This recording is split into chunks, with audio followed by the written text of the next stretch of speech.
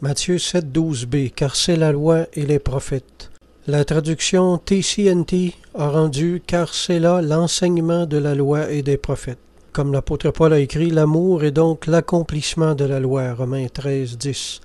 Depuis la Réforme, on en est venu à penser que posséder la bonne doctrine du salut, c'était ça la chose la plus importante, c'était ça qui sauvait.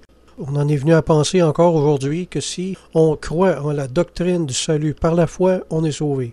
Mais non, ce n'est pas l'acceptation d'une doctrine particulière qui sauve, c'est la foi au Christ et l'obéissance à son commandement d'aimer le prochain. Ce que Paul appelle aussi une foi agissante par la charité, Galates 5,6.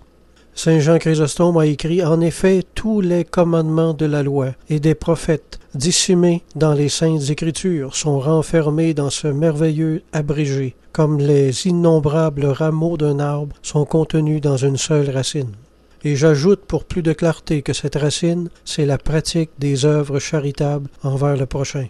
Tout ce que vous voulez que les hommes fassent pour vous, faites-le de même pour eux.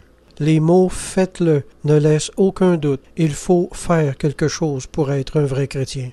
N'en déplaise à ceux qui ont appris qu'être sauvé par la foi, ça voulait dire être sauvé à ne rien faire. Amen.